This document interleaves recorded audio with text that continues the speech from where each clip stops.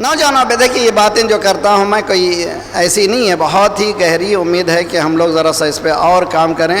بہت سرسری طور پہ میں کہہ جاتا ہوں لیکن ہے بہت ہی اہم. میٹیریلسٹک ورلڈ، سائنٹسٹ ورلڈ، اے آئی، آرٹیفیشل انٹیلیجنس، ان کے پوٹینشیل کتنے ہی بڑے کیوں نہ ہوں مگر محدود ہیں. بہت غور کیجئے انشاءاللہ. اور اگر آج نہیں سمجھ میں آئے تو پھر اس مجلس کو سنیے اور اس ٹکڑے کو یہاں سے شروع کیجئے. یہ کیا کہنے جا رہا ہوں؟ غیر سے ہم الگ کیوں ہیں؟ اس لیے کہ ہماری سوچ الگ ہے، ہماری فکر الگ ہے. کیسے؟ دنیا نے انسان کو جو پہچانا ہے وہ حس گرائی ہے. حس یعنی محسوس کے ذریعے سے پہچانتا ہے. دیکھتا ہے تو پہچانتا ہے، سنتا ہے تو پہچانتا ہے، زبان بولتا ہے تو پہچانتا ہے، چکھتا ہے تو پہچانتا ہے. حواس خمسہ جانتے ہیں آپ لوگ جی. دنیا جتنا بھی پہچانتی ہے دنیا وہ حس گرا ہیں. حس گرا کے معنی کیا ہے؟ وہ حسی دنیا میں رہتے ہیں. چنانچہ مثال دیتا ہوں آپ کو، اچھی بات سمجھ میں آ جائے گی. یہ جو دوائیں ہم لوگ کھاتے ہیں یہاں پر، اس دواؤں کا پہلے امتحان ہوا ہے. یہ دواؤں کا امتحان کہاں پہ ہوا ہے؟ پہلے گینی پگس ہیں اور ریٹس ہیں، وہ چوہوں کو پہلے کھلایا جاتا ہے. توجہ. اور چوہوں کو پہلے وہ بیماری دی جاتی ہے، اس کے بعد پھر وہ دوا کے ذریعے سے اس کو کیور کرتے ہیں.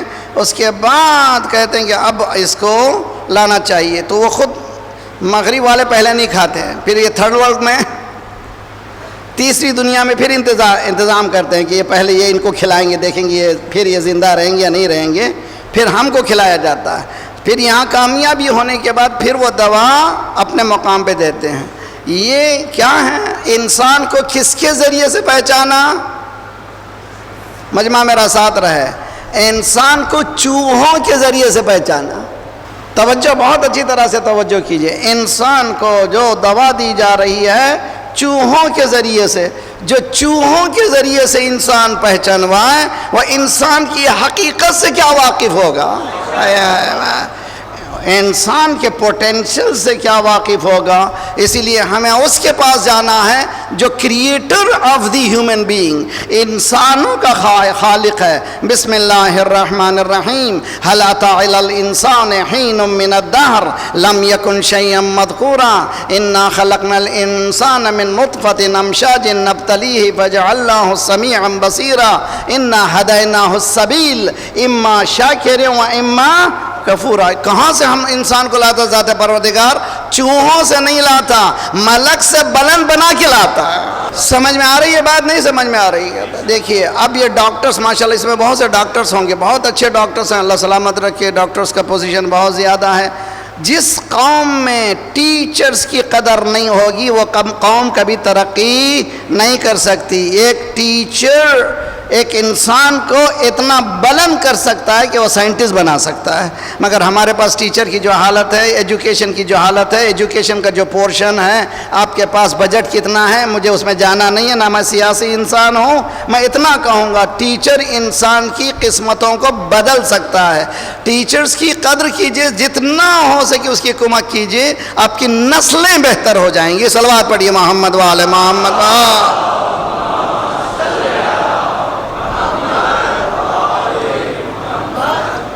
ماشاءاللہ اچھی طرح سے سن رہے ہیں، مگر آپ ذرا سا میرے ساتھ بات کرتے ہوئے صلوات کے ذریعے سے بتائیے سن رہے ہیں.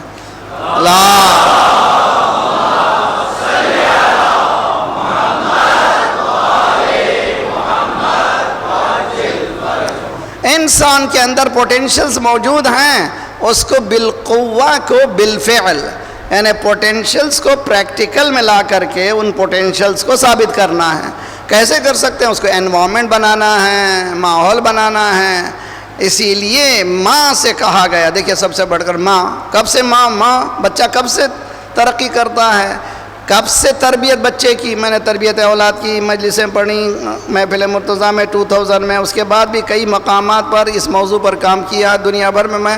میں کہتا ہوں کہ میں 2 موضوعات پہ بہت زیادہ بولتا ہوں. ایک تربیت اولاد، دوسرے خاندان کی بھلائی، اجتماعی زندگی میں فیملی لائف. یہ 2 پر بہت زیادہ بولتا ہوں اس لیے کہ فیوچر ہمارا ان 2 موضوعات پر ہے.